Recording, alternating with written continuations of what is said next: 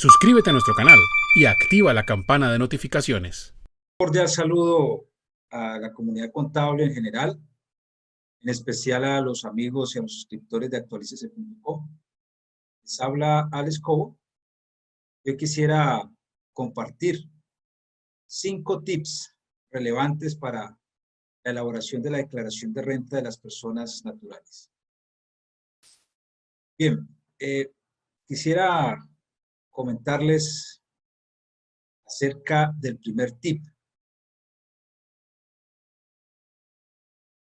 Uno relacionado con 3 aspectos relevantes sobre la residencia fiscal de los contribuyentes.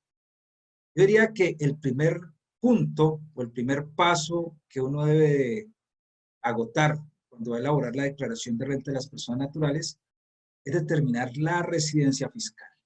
Dentro de estos 3 aspectos, el primer aspecto que quiero que le quede muy claro es que los residentes y los no residentes, en caso de estar obligados a declarar renta, no declaran de la misma manera.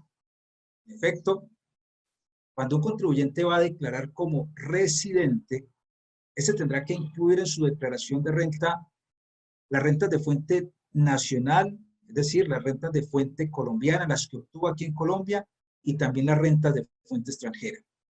Está obligado a incluir las ganancias ocasionales de fuente nacional y las ganancias ocasionales que haya obtenido de fuente extranjera. Y asimismo debe de incluir el patrimonio poseído en Colombia y el patrimonio poseído en el exterior. En el caso de los no residentes, si los no residentes están obligados a presentar la declaración de renta por el año grabable de 2019, solo estarán obligados a incluir en su denuncio rentístico las rentas y las ganancias ocasionales, así como el patrimonio que se hayan obtenido o que posean en Colombia al cierre grabable 2019. Importante resaltar con respecto a los no residentes que el artículo 58 de la ley 1943 de 2018 indicó que para el caso de los establecimientos permanentes pertenecientes a los no residentes, a partir de 2019 tendrán que incluir en su denuncio rentístico no solamente las rentas y las ganancias ocasionales de fuente nacional, sino también las rentas y las ganancias ocasionales de fuente extranjera que les sean atribuibles. Pero esto es una condición particular de los establecimientos permanentes que pertenezcan a los no residentes. En otras condiciones, como les decía, el no residente solo debe de incluir en su declaración las rentas de fuente nacional, las ganancias de fuente nacional y el patrimonio que posee en Colombia. Ese es un primer aspecto que usted debe tener en cuenta y por eso es importante determinar, en primer lugar, la residencia fiscal de los contribuyentes. Realmente la norma que desarrolla el concepto de la residencia fiscal es el artículo 10 del Estatuto Tributario. Allí mencionan varios aspectos que deben de tenerse en cuenta. Hacen mención, por ejemplo, a los servidores públicos vinculados al Ministerio de Relaciones Exteriores. Hacen referencia a la residencia fiscal del cónyuge, de los hijos dependientes del contribuyente y demás. Pero yo diría que hay 2 aspectos que en últimas definen la residencia fiscal de un contribuyente. El primer aspecto es el que tiene que ver con la permanencia del contribuyente en Colombia. El aspecto de la permanencia es una condición aplicable tanto a nacionales como a extranjeros. La permanencia nos indica que si el contribuyente estuvo en Colombia por 184 días o más, continuos o discontinuos, dentro de un periodo cualquiera de 365 días consecutivos, con esa situación se podría advertir que el contribuyente ya es residente fiscal, independientemente de su nacionalidad, independientemente de donde tenga su patrimonio o de donde haya obtenido los ingresos. en muchos seminarios planteamos el caso de aquel extranjero que conoce el Internet o que conoció el Internet durante 2018 a una bella colombiana contadora. Se enamoró a través de Internet y en 2018 llegó a Colombia. Ese extranjero no posee nada en Colombia. Llegó en 2018 a conocerla y se quedó, llegó en diciembre, se quedó para la feria de Cali, siguió con la feria de Blancos y Negros, Carnaval de Barranquilla, y así se le fue yendo el tiempo al extranjero. Y ese extranjero que llegó en 2018, resulta que en 2019, cuando se dio cuenta, ya llevaba 200 días. Ese extranjero, por ejemplo, es un caso de un no nacional, un extranjero, que se vuelve residente a partir del año gravable 2019, así no tenga patrimonio o no haya tenido ingresos en Colombia. Pero por permanencia ya se vuelve residente y por tanto tendría que declarar como residente, por supuesto, en el evento de que cumpla con las condiciones para ser declarante de renta. Otro aspecto fundamental para definir la residencia de los contribuyentes es el que tiene que ver con el país en el cual el contribuyente obtuvo el 50% más de los ingresos o el país donde tiene el 50% o más de sus activos. Estas dos condiciones se predican respecto de aquellos contribuyentes nacionales colombianos. Entonces, lo que en últimas, en este caso, de los contribuyentes nacionales colombianos define su residencia, es poder determinar dónde el colombiano, dónde el nacional obtuvo el 50% más de los ingresos anuales y dónde posee el 50% o más de sus activos. Por ejemplo, si un colombiano se va de Colombia o se fue de Colombia hace muchos años, pero el colombiano en el exterior lo único que hace es trabajar y envió muchos ingresos aquí al país. Resulta que ese colombiano no tiene bienes, no posee bienes en el exterior, todos los bienes los posee aquí en Colombia, pero en Colombia no tiene ingresos, sino que todos los ingresos los obtiene en el exterior. Allí podríamos decir que ese colombiano es no residente. Porque si bien tendría la totalidad de sus bienes en piso colombiano, en suelo colombiano, sus ingresos, la totalidad de sus ingresos serían de fuente extranjera y por esa razón sería no residente. Recuerde que para ser residente se requiere que el colombiano tenga el 50% más de los ingresos o el 50% o más de sus activos en Colombia, suelo colombiano. Esa fue una condición que trajo una reforma tributaria a la ley 1739 de 2014. Es importante tener en cuenta que estos porcentajes con respecto a los ingresos, con respecto a los activos, se certifican ante la DIAN a través de certificaciones expedidas por contadores o revisores fiscales. Debe tenerse en cuenta también que la norma reglamentaria establece el procedimiento para determinar tales porcentajes, incluso establece el procedimiento para determinar los valores patrimoniales de los activos poseídos en el exterior. Es muy importante también que se tenga en cuenta que en el caso de los bienes poseídos en el exterior, debe atenderse lo estipulado en el artículo 288 del Estatuto Tributario, en el cual se nos indica cuál es el valor de la tasa representativa de mercado que deberá de tenerse en cuenta para efectos de determinar los valores patrimoniales de activos o de bienes o deudas incluso poseídas en el exterior. Bien, la norma reglamentaria también establece que el costo de los activos poseídos en el exterior se podrá determinar con base en las normas tributarias que hablan acerca de los valores patrimoniales o en su defecto será a partir del costo de adquisición de ese activo ajustado por el porcentaje de ajuste anual de acuerdo con el artículo 868 del Estatuto, que es el porcentaje que se utiliza para ajustar anualmente el valor de los activos de conformidad con el artículo 70. Entonces, no lo olviden. 3 aspectos fundamentales, relevantes y relacionados con la residencia fiscal de los contribuyentes. La permanencia, que aplica a contribuyentes nacionales y a contribuyentes extranjeros, y la fuente de los ingresos y la posesión de los activos, si el 50% más se entienden obtenidos o poseídos en Colombia, con eso se define la residencia fiscal de los contribuyentes. Un segundo tip que quiero compartirle es el relacionado con las condiciones que deberán de tener en cuenta los contribuyentes para determinar si están obligados o no a presentar la declaración de renta por el año gravable 2019.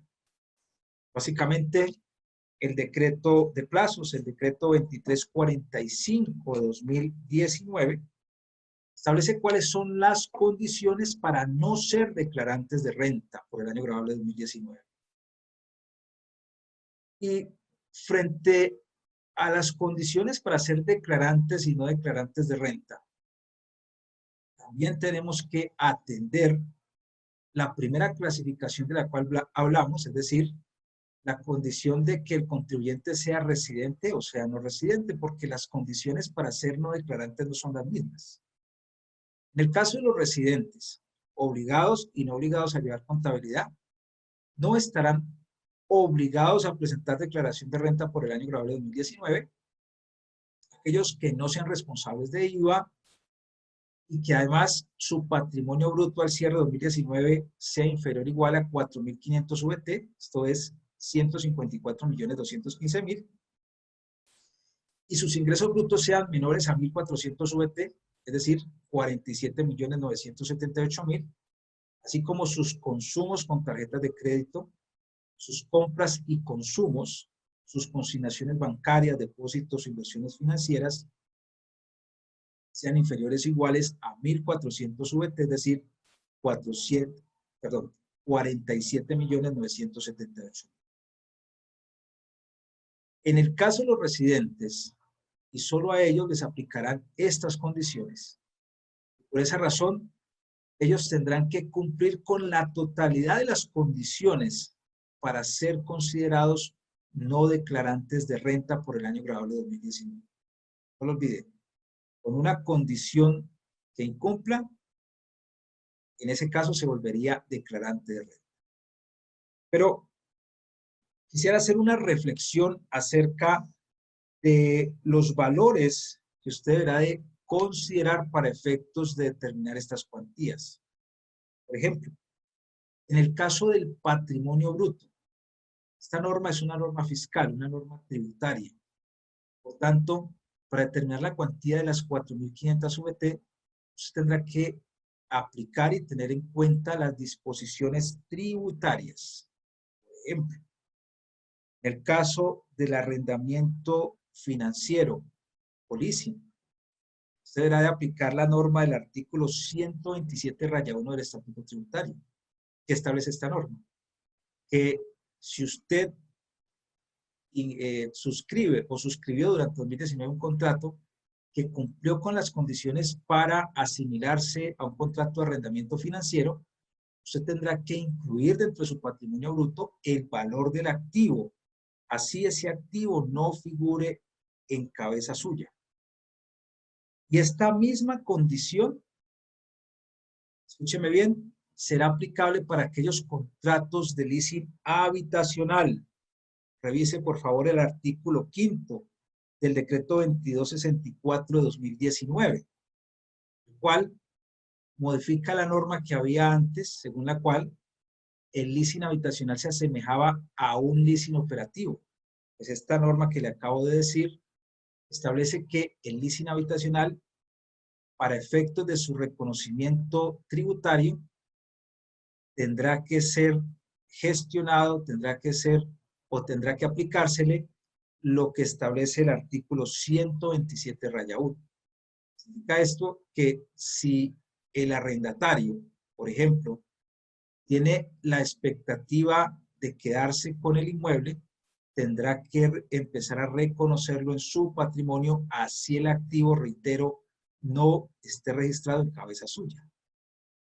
Lo mismo hay que tener en cuenta que fiscalmente hay ciertos valores que pueden ser considerados activos. Así contablemente el contribuyente les ha hallado el manejo de costos o gastos. Tal es el caso, por ejemplo, de los gastos de establecimiento, lo que antes conocíamos como gastos preoperativos.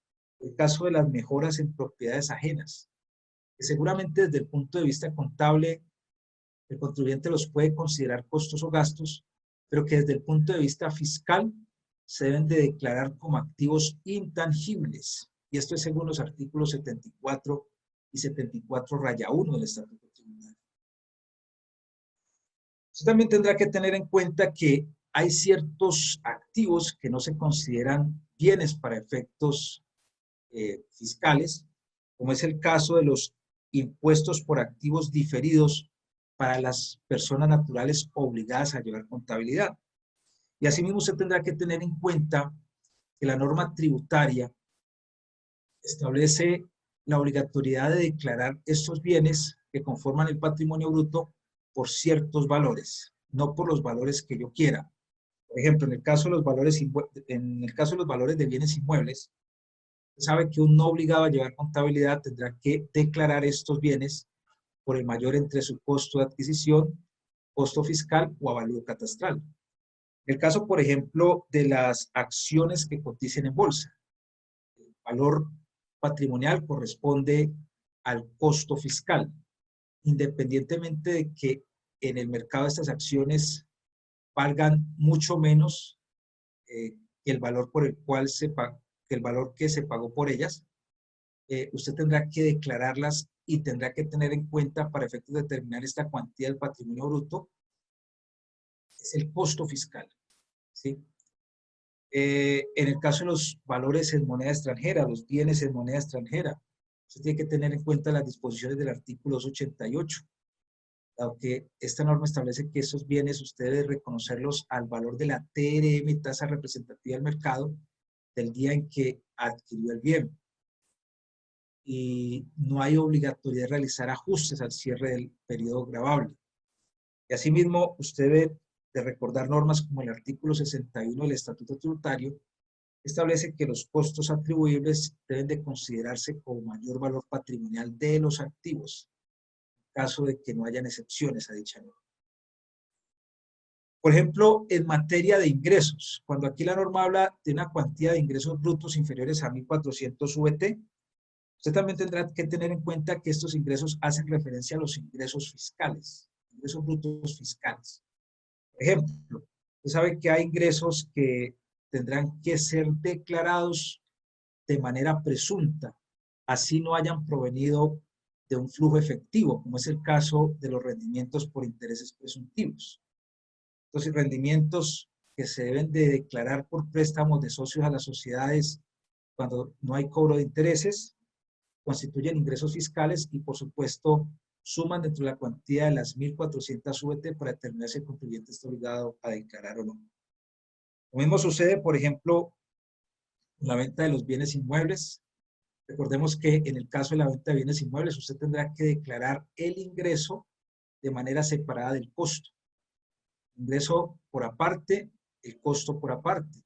Y ese mayor ingreso es un ingreso fiscal y, por supuesto, suma para determinar esta cuantía de 1.400 VT.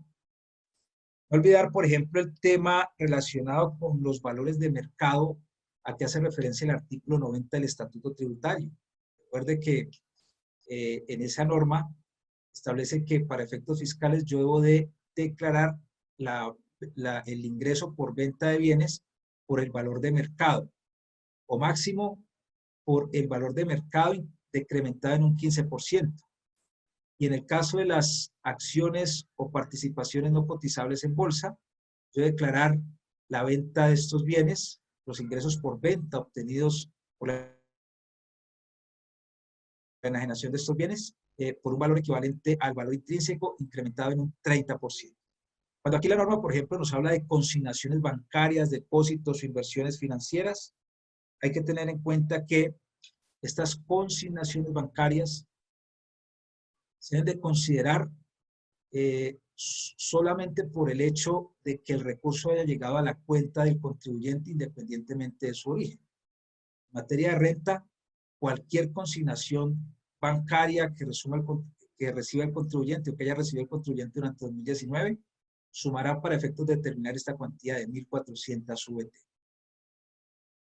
Independientemente de que esa consignación realmente sea un ingreso o que no sea un ingreso para el contribuyente. Por ejemplo, hablamos ahora de aquellos contribuyentes que emigraban al exterior y que de repente mandaban ingresos, enviaban ingresos del exterior a Colombia. Muchas veces estos ingresos los recibe un familiar aquí en Colombia. Y entonces recibe esas platas del exterior y seguramente esas platas que recibe del exterior superan 1.400 VT. En ese caso, esas consignaciones pueden hacer que la persona que recibe esos recursos aquí en Colombia se vuelva declarante de renta. Así esas consignaciones no sean ingresos en cabeza de la persona que recibió tal flujo de efectivo. Es importante que usted tenga en cuenta que en el caso de las consignaciones, básicamente la DIAN presume que cualquier consignación es un ingreso en cabeza del contribuyente, a no ser que se pueda demostrar que ese flujo efectivo corresponde a un préstamo, en cuyo caso sería un pasivo, y ahorita más adelante hablamos de los pasivos, o que corresponda a un ingreso recibido para terceros. Pero en el caso de los ingresos recibidos para terceros, recuerde que la formalidad legal establece que solamente se podrán demostrar a partir de la ejecución de contratos de tipo mercantil, como los contratos de mandato. Por tanto, en ese caso, los ingresos recibidos para terceros también deben de poder demostrarse a través de la contabilidad del respectivo mandatario. Esas cuantías, reitero, se predican únicamente respecto de los residentes, sean estos obligados o no obligados a llevar contabilidad. En el caso de los no residentes, la norma claramente establece que serán declarantes de renta, que serán no declarantes de renta cuando no obtuvieron ingresos de fuente nacional. O, en el caso de haber obtenido tales ingresos de fuente nacional, estos estuvieron sujetos a las tarifas de retención en la fuente de los artículos 407 a 409 del Estatuto, que son artículos que desarrollan las tarifas relacionadas con los pagos al exterior o pagos a no residentes, por varios conceptos, como horarios, condiciones, servicios y demás. Allí se hablan de tarifas del 20%, 15%, 1%, 33%, etc. Entonces, para los no residentes, lo que realmente los puede volver declarantes es la obtención de ingresos de fuente nacional, no su patrimonio.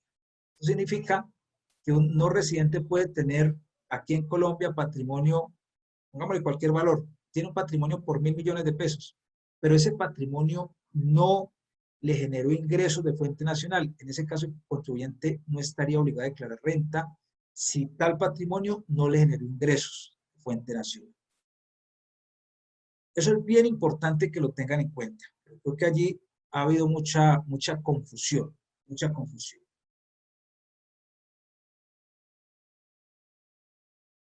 Si un residente está obligado a declarar renta porque no cumple con estas condiciones, recuerde que para 2019 tendrá que declarar a través del sistema cedular. Y en 2019 este sistema cedular implica que el contribuyente declare los ingresos obtenidos según tres tipos de cédulas. La cédula general, que incluye rentas de trabajo, rentas no laborales y rentas de capital, la cédula de rentas por pensiones y la cédula de rentas por dividendos. En el caso de los residentes que estén obligados a declarar, recuerde Ellos deben de presentar su declaración de renta en el formulario 210, sean estos obligados o no obligados a llevar contabilidad. Asimismo, en el caso de los no residentes, estos determinarán su renta líquida ordinaria a partir de lo que establece el artículo 26 del estatuto. ¿Qué establece este artículo? Pues que usted partirá de los ingresos brutos, restará los ingresos, las devoluciones, los ingresos no constitutivos, los costos y gastos, hasta llegar a la renta líquida ordinaria. Es decir, que el sistema cedular solo es aplicable a personas naturales residentes. Al motivo, los no residentes, obligados o no a llevar contabilidad, tendrán que presentar su declaración de renta en el formulario 110. Me gusta hablar también de este otro tipo de obligaciones muy asociadas a la declaración de renta, como es el caso del formulario 160, o como es el caso de los formularios 420, que es la declaración de impuesto al patrimonio, o el formulario 445, que es la declaración de impuesto complementario de normalización tributaria. Recordemos que el formulario 160 sobre declaración de activos en el exterior es una obligación que se predica respecto de los residentes, de aquellos residentes que posean activos en el exterior. Adicional, a partir de 2020, la declaración de activos en el exterior solamente será presentada por aquellos residentes que posean al 1 de enero de 2020 activos por valor superior a 2.000 VT. Eso fue un cambio que trajo la ley 2010 de 2019. Esas 2.000 VT equivalen a 71.214.000 pesos para el año 2020. En el caso del impuesto al patrimonio, esta obligación será para aquellos contribuyentes que al 1 de enero de 2020 presenten un patrimonio líquido superior a 5.000 millones de pesos. Es decir, que un residente puede estar obligado, además de presentar la declaración de renta, puede también estar obligado a presentar la declaración de activos en el exterior, puede también estar obligado a presentar la declaración de impuesto al patrimonio y puede también estar obligado a presentar la declaración de impuesto complementario de normalización. ¿Cuál es un impuesto que no es optativo, no es voluntario, es obligatorio para aquellos contribuyentes que al 1 de enero de 2020 presenten activos omitidos o pasivos inexistentes en las declaraciones tributarias? Recuerde que en el caso de la declaración de impuesto al patrimonio, la norma dice que graba el patrimonio líquido al 1 de enero de 2020, formulario 420. Se graba el patrimonio líquido al 1 de enero de 2020, que no siempre coincide con el patrimonio líquido al 31 de diciembre de 2019.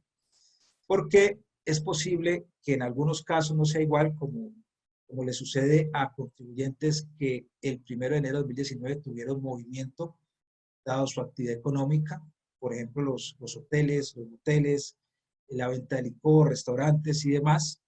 Pues ellos tendrán que, si están obligados, tendrán que liquidar un patrimonio líquido al 1 de enero de 2020, por supuesto, al 1 de enero de 2020 a la medianoche. O sea, tendrán que determinar cómo varió ese patrimonio líquido durante el 1 de enero de 2020. Lo mismo en el caso de aquellos contribuyentes no obligados a llevar contabilidad. Recuerde que si vienen declarando sus inmuebles al avalúo catastral, entonces el patrimonio líquido al 1 de enero de 2020 deberá de incluir los valores de los inmuebles, pero con base en el avalúo catastral 2020 y no 2019. Esa razón, por esas razones, no siempre el patrimonio líquido al 1 de enero de 2020 es igual al patrimonio líquido de diciembre 31 de 2019 que reposa en la declaración de renta. En el caso de los no residentes, es posible que ellos también estén obligados a presentar declaración de impuesto al patrimonio y es posible que también estén obligados a presentar la declaración del impuesto complementario de normalización tributaria. Es posible incluso que hayan contribuyentes que sean no residentes y que no estén obligados a presentar declaración de renta, pero que sí estén obligados a presentar declaración de impuesto al patrimonio, que de repente tienen un alto patrimonio superior a 5.000 millones de pesos en Colombia, pero no tienen ingresos de fuente colombiana. En ese caso, puede que no estén obligados a presentar declaración de renta, pero sí impuesto al patrimonio. Y todo esto, por supuesto, sin perjuicio del formato 2517 o reporte de conciliación fiscal, que será obligatorio diligenciar y presentar en forma previa la presentación de la declaración de renta para aquellos contribuyentes obligados a llevar contabilidad o que la lleven de manera voluntaria en caso de no estar obligados. Recuerde que adicional, si los ingresos brutos de 2019 superaron 45.000 VT, tendrán que transmitir electrónicamente este formato 2517, ojo, en forma previa a la presentación de la declaración de renta. Ok, un tercer tip del cual quería hablarles es acerca de los principales cambios en el sistema cedular para el año gravable 2019. Básicamente tenemos que el contribuyente hasta 2018, y esto reitero, ya lo dijimos, todo este sistema cedular es aplicable a personas naturales residentes. Los no residentes no aplican sistema cedular. Entonces, los contribuyentes de diciembre 31 de 2018 venían declarando de acuerdo con 5 tipos de cédulas. A partir de 2019, ese número de cédulas se simplifica a 3, que son la cédula general, ¿sí?, en la cual se van a incluir los ingresos que obtuvo el contribuyente por rentas de trabajo, por rentas de capital y rentas no laborales. Esos 3 tipos de ingresos conforman en su totalidad la renta o la cédula general, y con ello se obtendrá la renta líquida de la cédula general. Y la otra cédula será la cédula de rentas de pensiones, pensión de jubilación, invalidez, vejez de sobrevivientes y sobreriesgos laborales. Y la otra cédula será la cédula relacionada con la cédula por dividendos. 3 cédulas a partir del año gravable 2019. Dice la norma, el artículo 336, que para efectos de establecer la renta líquida de la cédula general, se seguirán las siguientes reglas. Primero, se sumarán los ingresos obtenidos por todo concepto, excepto los correspondientes a dividendos y ganancias ocasionales. Se le restarán los ingresos no constitutivos de renta imputables a cada ingreso, y al valor resultante podrán restarse todas las rentas exentas y deducciones imputables a esta cédula, siempre que no excedan del 40% del resultado numeral anterior, que en todo caso no puede exceder 5.040 VT, y que en la depuración de las rentas no laborales y las rentas de capital se podrán restar los costos y los gastos que cumplan con los requisitos para su procedencia. Bueno, quisiera brevemente hablarles de esta situación a partir de un ejemplo. Supongamos que hay un contribuyente que recibió durante el año gravable 2019 rentas de trabajo, rentas de capital y rentas no laborales. Aquí están. Ingresos por rentas de trabajo 100 millones, ingresos por rentas de capital 40 millones, ingresos por rentas no laborales 33.600.000. Supongamos que obtuvo ingresos no constitutivos de renta ni ganancia ocasional por 12 millones para rentas de trabajo, 5 millones para rentas de capital, 3.600.000 para rentas no laborales. Entonces, de esa manera vamos obteniendo una renta líquida por cada tipo de ingreso. 88 millones para rentas de trabajo, 35 millones para rentas de capital y 30 millones para rentas no laborales. Bien, adicional, el contribuyente presenta también rentas exentas más deducciones imputables de 44.500.000 por rentas de trabajo, 15 millones para rentas de capital y 10 millones por rentas no laborales. Entonces, ¿cuál fue el cambio que tuvo el sistema cedular a partir de 2019? En primer lugar, se determinará una sola renta líquida, que será la que corresponde a la renta líquida cedular, que en este caso se obtiene de la sumatoria de la renta líquida por rentas de trabajo, rentas de capital y rentas no laborales. Entonces aquí vemos, por ejemplo, que la renta líquida cedular, en este caso, suma 153 millones de pesos, la cual se obtiene de sumar 88 millones más 35 millones más 30 millones. Adicional, dice que el total de rentas exentas y deducciones imputables para este contribuyente, por concepto de los diferentes tipos de ingresos que recibió, suman 69.500.000. Y ahí es donde está el cambio. La norma establece entonces que esos 69.500.000 máximo se podrá detraer el 40% de la renta líquida de la cédula general. En este caso, ese 40% se calculará a partir de 153 millones de pesos. Y el 40% en este caso nos da 61.200.000. Significa eso entonces que de los 69.500.000 solo se tomará 61.200.000 como rentas exentas y deducciones imputables, y de esa manera su renta líquida ordinaria correspondiente a la cédula general, que es la que queda grabada, se obtiene restarle a los 153 millones de pesos los 61.200.000. Decía la norma, como vimos, que ese 40% no podrá exceder 5.040 VT, que en este caso son 172.721.000. Vale, el diligenciamiento de estas cifras en el formulario es otro proceso. ¿Por qué? Porque de lo que se trata es de cómo usted va a reportar, a consignar estas cifras en el formulario 210, si se supone que por cada tipo de ingreso usted obtuvo un valor determinado de rentas exentas más deducciones imputables, que suma 69.500.000, pero que solamente se va a tomar 61.200.000. Entonces, esa diferencia, ¿dónde se refleja? Entre los 69.500.000 y los 61.200.000. Pues de acuerdo con las instrucciones del formulario 10, que en este momento pues la DIAN lo está perfeccionando en la página de los contribuyentes, nos dice, bueno, la diferencia entre el valor total imputable y el valor limitado, usted la va a ver reflejada en la cédula de rentas no laborales. ¿Qué significa eso? Que de los 69.500.000, usted declara 44.500.000 como rentas exentas y deducciones imputables limitadas en las rentas de trabajo. Declara 15 millones como rentas exentas y deducciones imputables limitadas en las rentas de capital, y la diferencia para que le sume 61.200.000 la declara en la cédula de rentas no laborales, que es lo que tenemos aquí. Tenemos, por ejemplo, las rentas de trabajo. Tenemos renta exenta y deducciones imputables 44.500.000. Las limitadas corresponden al mismo valor.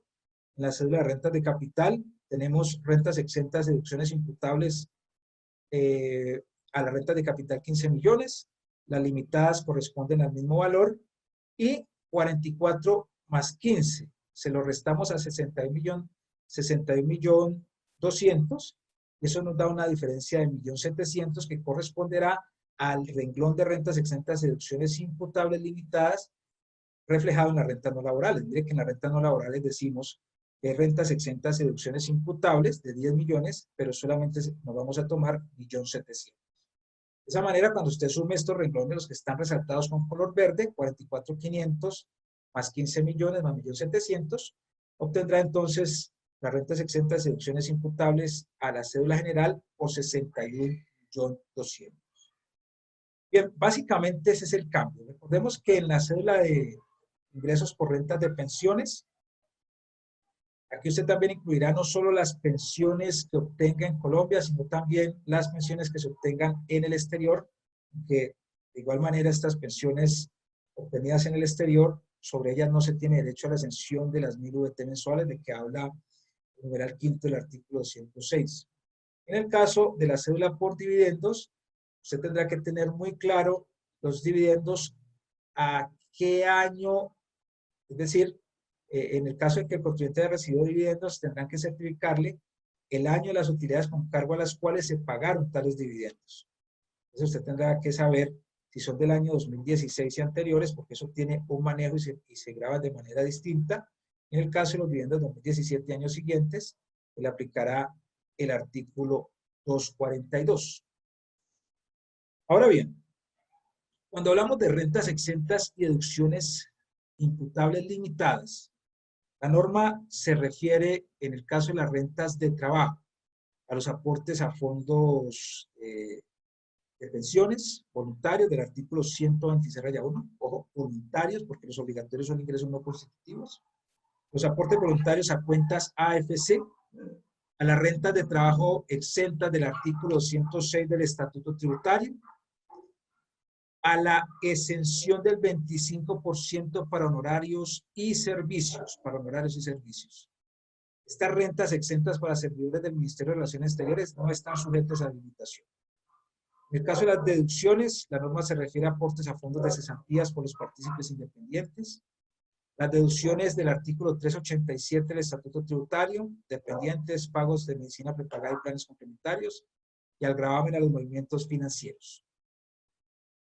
En el caso de las rentas de capital, las rentas exentas y deducciones limitadas se refieren a los aportes a fondos de pensiones voluntarias y a los aportes voluntarios a cuentas AFC y cuentas ABC, cuentas de ahorro voluntario contractual. En el caso de las deducciones limitadas, la norma se refiere al gravamen a los movimientos financieros, a los intereses por préstamos para adquisición de vivienda y a los aportes a fondos de cesantías que realicen los partícipes independientes. En el caso de las rentas de ingresos no laborales, la norma hace referencia a cualquier renta exenta que perciba el contribuyente, excepto las rentas exentas provenientes de servicios hoteleros o rentas exentas provenientes de convenios para evitar la doble imposición en países de la Comunidad Andina de Naciones. Y en el caso de las deducciones se refiere a gravamen a los movimientos financieros, intereses por préstamos para adquisición de vivienda y a los aportes a fondos de cesantías que realice el partícipe independiente. Las pensiones, como ya lo dijimos, tienen una exención correspondiente al numeral quinto del artículo 206 cuando sea una renta de fuente nacional. Bien, no olvidemos que a partir de 2019, los honorarios se les debe dar el tratamiento de rentas de trabajo. Eso es, dado que la ley 1943 estableció una derogatoria para el artículo 340 que establecía la posibilidad de que los honorarios pudieran ser rentas no laborales. Esta situación de clasificar los honorarios como rentas de trabajo no laborales dependiendo del número de personas contratadas se termina a partir de 2019 y los honorarios a partir de 2019 deben de considerarse rentas de trabajo. Lo que sí es cierto es que si un trabajador recibió rentas de trabajo por honorarios o por servicios y contrató 2 o más personas para obtener su ingreso, en ese caso no tendría derecho al beneficio del 25% de exención sobre pagos de rentas de trabajo. Tengan muy en cuenta ese punto. Y adicional, esta sentencia de la Corte Constitucional, la sentencia 553 de noviembre 19 de 2019, ratificó lo que había expresado la Corte en sentencias anteriores como la 668 y la 120 de 2018, la 668 de 2015, en la cual estableció la Corte que a los trabajadores independientes que declararan sus ingresos como rentas de trabajo, se les tendría que aceptar lo correspondiente a los costos y gastos procedentes, los costos y gastos en los cuales hubiese incurrido para obtener sus ingresos, Bueno. Otro aspecto importante que debemos de tener en cuenta con respecto al sistema cedular es que a partir de 2019 se elimina una de las tablas del artículo 241. La norma dice que usted sumará la renta líquida ordinaria, la renta de la cédula general, más la renta de pensiones, y ese valor total le aplicará una sola tabla, que es esta, la tabla del artículo 241, la cual recordemos que tuvo un incremento en tarifas y en rangos. Desaparece la tabla del numeral 2 del artículo 241, con la cual se grababan las rentas no laborales y las rentas de capital. Y en el caso de los dividendos percibidos por los residentes, aquellos dividendos que se hayan pagado con cargo de utilidades 2017 y siguientes, la norma dice que aquella parte correspondiente al numeral 3 del artículo 49, es decir, lo que antes de 2017 se entregaba como no constitutivo, quedará grabado a partir de 300 VT, a partir de 10.281.000, con una tarifa marginal del 15%. En el caso de la parte constitutiva, según el parágrafo segundo del artículo 49, entonces se aplicará la tarifa del artículo 240 del estatuto según el periodo gravable en que se paguen o tengan en cuenta dichos dividendos. Bien, otro tip del cual quisiera hablarles es lo referente a los pasivos fiscales. Bueno, recordemos que la norma sobre pasivos, la norma tributaria, se equiparó al caso, a la norma contable. Estableció que un pasivo era una obligación presente de la entidad surgida a raíz de sucesos pasados, al vencimiento de la cual y para cancelarla la entidad espera desprenderse de recursos que incorporan beneficios económicos. No son pasivos en el caso de los obligados a llevar contabilidad, las provisiones, los pasivos contingentes, los pasivos laborales no consolidados en cabeza del trabajador y el pasivo por impuesto diferido, así como ajustes a valor razonable en operaciones de cobertura y derivados.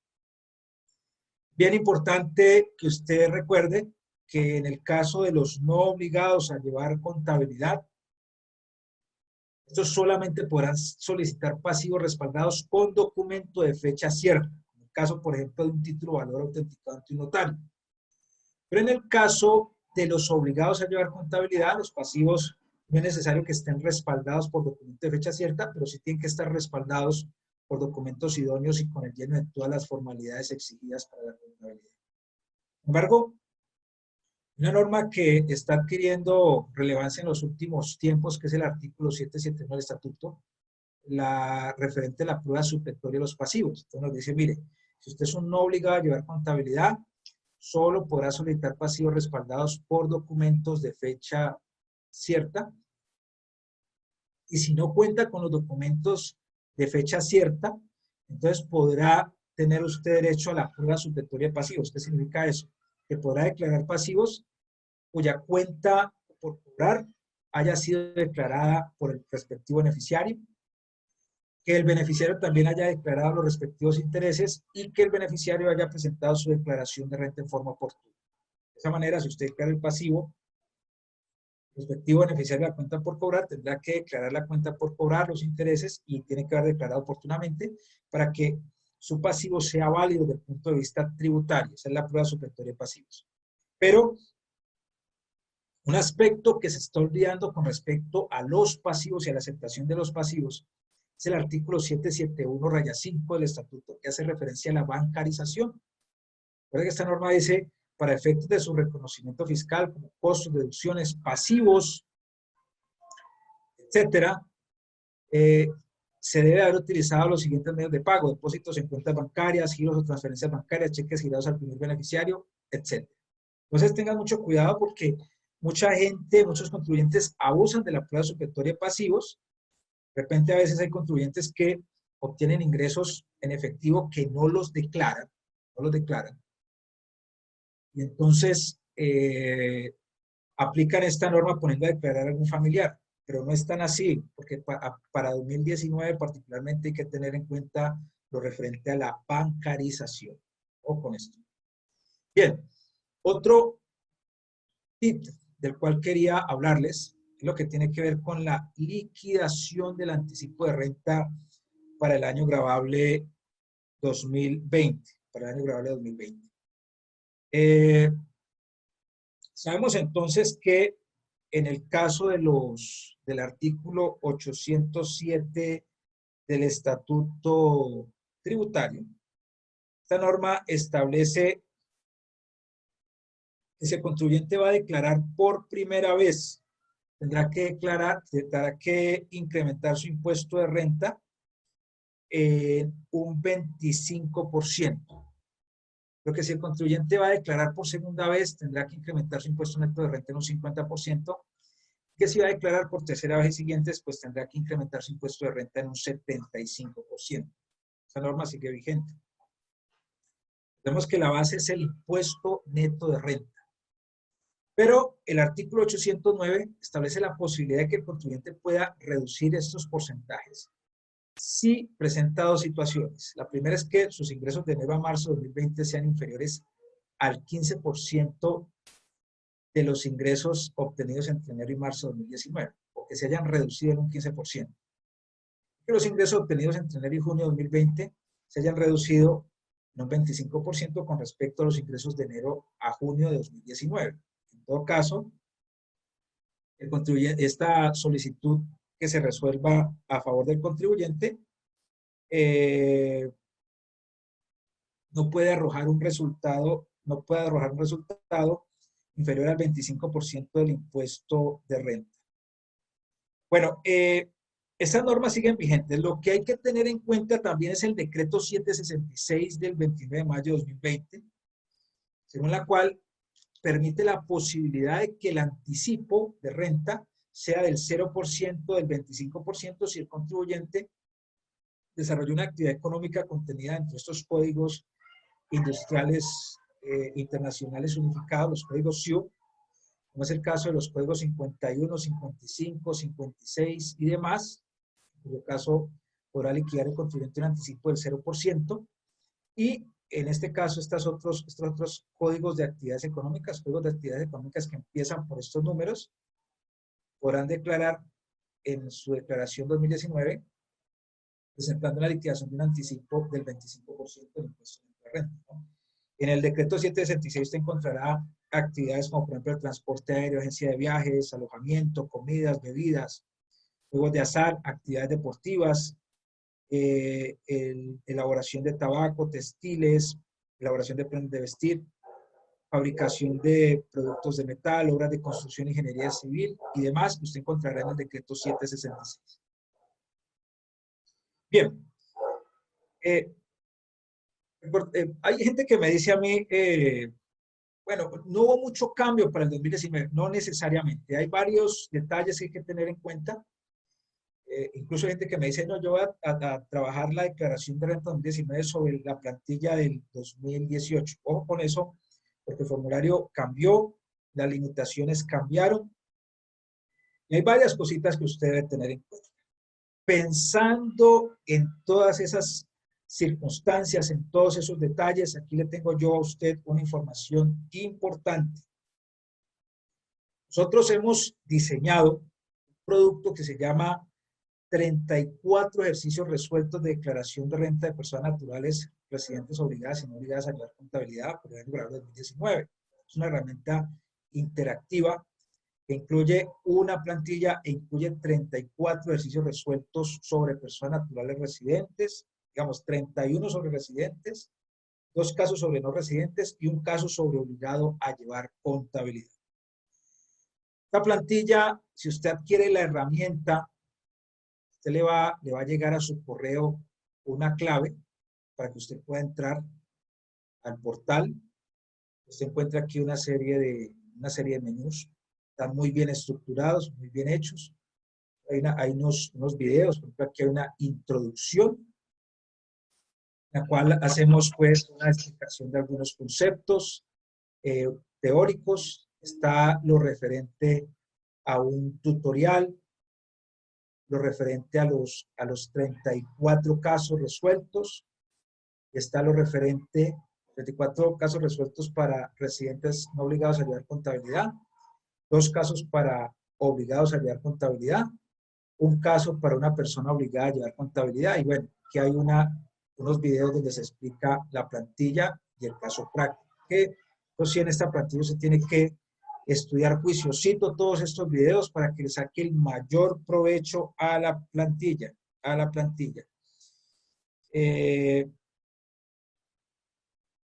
Este material incluye una plantilla en blanco editable, que es una plantilla muy sencilla que le hemos preparado como una especie de checklist para que usted vaya mirando qué cosas le aplican, qué cosas no le aplican y no se le quede nada por fuera. Es una guía muy sencilla. Cuando usted la baja del menú, pues usted podrá encontrar allí diversas cositas que le pueden servir, que son de mucha utilidad y que básicamente le permiten liquidar su impuesto y diligenciar su formulario de renta solamente escribiendo la información que haya referente al contribuyente que haya recibido por los diferentes conceptos. Entonces, por ejemplo, aquí tenemos la plantilla, le ofrece usted un menú de 12 pasos, porque no solamente le permite diligenciar el formulario de declaración de renta, sino también le facilita el diligenciamiento del formulario de impuesto al patrimonio, impuesto de normalización, activos en el exterior. Este formulario también le permite a usted determinar con claridad, a partir de un cuestionario que usted va contestando, le permite determinar si el contribuyente es residente o no residente. Por ejemplo, si el contribuyente dice, no, él permaneció discontinuamente en el país por 183 días o más, usted le coloca aquí, sí. Entonces, mire, la respuesta es, si permaneció, es residente, diligencia el formulario 210. ¿Sí? Bueno, puede volver al menú. Hay una hojita de datos básicos del contribuyente que hay que diligenciar, ¿no? En esta hojita, por ejemplo, le hacen unas preguntas respecto a si el contribuyente poseía activos en el exterior el 1 de enero de 2020, si posee un patrimonio líquido al 1 de enero de 2020. Entonces, esto hace referencia a declaración de activos en el exterior, declaración de impuesto al patrimonio, impuesto a la normalización. Y por acá usted halla, por ejemplo, en el paso 3, un listado de todos los rubros que pueden conformar el patrimonio del contribuyente. Y en el paso 4, usted puede encontrar un menú en el cual usted va, por ejemplo, a rentas de trabajo. Hay un listado de todos los conceptos por rentas de trabajo. Aquí dice, no es que él recibió salarios. Usted se clica aquí, usted detalla todos los conceptos por salarios que haya recibido el contribuyente. O si él recibió ingresos por rentas de trabajo distintos a los laborales, honorarios, comisiones, servicios, le permite aquí detallar cuáles fueron los conceptos de ingresos por comisiones, por honorarios, ¿sí? Y demás. Y él le va liquidando, usted le coloca también, por ejemplo, los ingresos no constitutivos, le coloca los costos y gastos procedentes si es un trabajador independiente, le va colocando si tiene derecho a las deducciones por dependientes, otras deducciones, pagos por medicina prepagada, todos los cuadritos que están en rojo resaltados, usted los puede ir diligenciando, y le va liquidando el impuesto, le calcula el 25% y demás. Y lo mismo con el tema de las rentas de capital, rentas no laborales, etc. El que recibió pensiones, hay también para rentas por pensiones, obtenidas de fuente nacional y obtenidas en el exterior. ¿Sí? Rentas por dividendos, simplemente usted le digita los dividendos con cargo 2016, qué parte fue grabada, qué parte es no grabada, los dividendos con cargo de utilidades del año 2017 y siguientes, o que eso usted lo debe tener, eso lo tiene usted que certificar la respectiva entidad pagadora y él se encarga de liquidarle toda la carga tributaria, toda la carga tributaria. Bueno, le permite, por ejemplo, determinar la renta líquida presuntiva para residentes y no residentes, tiene un anexo tiene un anexo de no residentes.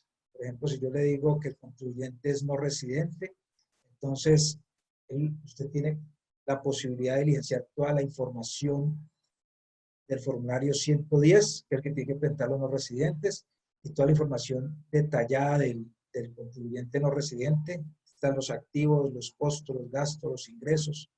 ¿Sí? Incluso para determinar el costo de las inversiones, hay un desarrollo este año que le permite determinar los valores según las diferentes opciones que puede tener el contribuyente. Y si usted le dice, no, es que el contribuyente es residente, pues en ese caso él le habilita todo lo correspondiente a los anexos de las rentas de trabajo y las demás rentas celulares para residentes, y le habilita también lo correspondiente a la liquidación del formulario 10, lo correspondiente al formulario 210 como tal. Por eso mire que este año también hubo un desarrollo aquí, hay unas preguntitas antes del formulario 210 que usted las encuentra el portal de la DIAN, y que esas preguntas se las hacen antes de diligenciar el formulario 10 para determinar si el contribuyente tiene derecho o no a que las deducciones y rentas exentas imputables excedan del 40%, ¿no? Si el contribuyente, por ejemplo, aquí responde sí a uno de estos interrogantes del 9 en adelante, entonces él entenderá que ese valor de rentas exentas más deducciones imputables puede superar el 40% de la renta líquida, porque todos estos conceptos no están sujetos al 40%, como por ejemplo los ingresos provenientes de países con los cuales hay convenios para evitar la doble tributación, como es el caso de la decisión 578 de la CAN. Por ejemplo, las cesantías acumuladas al cierre de 2016, ¿sí? O por ejemplo, lo que recibió el oficial, suboficial, soldado profesional de las fuerzas militares, etcétera, los profesores de universidades públicas y demás. Todos estos conceptos los trae esta plantilla de la información que usted haya digitado. Con tan solo ir digitando la información en cada uno de estos anexos, el formulario le va a ir liquidando el impuesto y le va a ir diligenciando el formulario. Es con el ánimo de facilitarle a usted el trabajo y con el ánimo de aminorar la posibilidad de error que usted pueda tener. Ahora, de repente, digamos que este material tiene algo bien importante, es que tiene 34 casos. Vamos que usted evalúa cada uno de estos casos. Usted dice, bueno, yo tengo un caso de una persona natural que durante el año 2019 obtuvo rentas de pensiones. Ah, pues usted descarga ese archivo, ¿sí? Descarga ese archivo. Usted lo que hace es que abre el archivo. Estos archivos están resueltos en la plantilla y usted puede resolver este ejercicio, cada uno de estos ejercicios, los que usted quiera, los que usted le aplique, usted los puede ir resolviendo en la plantilla en blanco, ¿ya? Eso sí, no trabaje sobre el archivo en blanco de la plantilla, trabaje sobre una copia de la plantilla. Aquí, por ejemplo, dice, no, es que él recibió 84 millones de pesos de pensiones y 250 millones de nivelación pensional. Pues aquí en este ejercicio, pues ya está resuelto todo el ejercicio. Pero usted quiere estudiarlo. Bueno, entonces usted puede llevar estos valores al archivo en blanco, a la copia del archivo en blanco. Entonces, pensiones 84 millones, entonces vámonos a la renta de pensiones. Usted dice, bueno, es que él recibió pensiones por 84 millones de pesos. Y que recibió ingresos, vamos a hacerlo ver, y que recibió ingresos por nivelación pensional de 250 millones de pesos. Bueno, aquí está, indemnizaciones sustitutivas de ingresos por nivelación pensional, aquí está, mire, 250 millones de pesos. Y que pagó a la EPS 40 millones 80 mil. Dice, pagó a la EPS 40 millones 80 mil. ¿Sí? Entonces, él ya le calcula qué parte es exenta y qué parte es grabada. Aquí, por ejemplo, todo es exento. ¿Sí? Todo es exento. Renta líquida, 293 millones 920 mil. Está por debajo de las 12 mil VT en el año, 411 millones 240 mil. Todo es exento. Y usted mira, por ejemplo, el formulario. En el caso del formulario, él ya le va trasladando todos esos valores al formulario y va quedando evidenciado, ¿no? Por ejemplo, supongamos que en este caso hubiese obtenido también ingresos por rentas de capital por valor de unos 30 millones de pesos. Entonces, usted puede ir viendo, por ejemplo, que en el formulario 10 lleva toda la información. Aquí están los ingresos por intereses a las pensiones. Bueno, ahí no hay impuesto porque está por debajo de las 1090 UT. ¿Sí? Vamos aquí, por ejemplo, ¿no? Que él recibió además, recibió rentas no laborales por valor de, vamos, ingresos por ventas, 40 millones. En ese caso, si miramos el formulario 10, ella le va liquidando el impuesto, ya le va liquidando el impuesto, va liquidando la renta líquida celular, ya le va quedando todo listico para pasar al formulario, ¿sí? Para pasar al formulario de la DIAN con preguntas y todo. Bueno, yo de verdad que le agradezco muchísimo estos espacios que nos brinda Actualícese. Le agradezco que haya compartido ese tiempo con nosotros, le agradezco que me haya escuchado.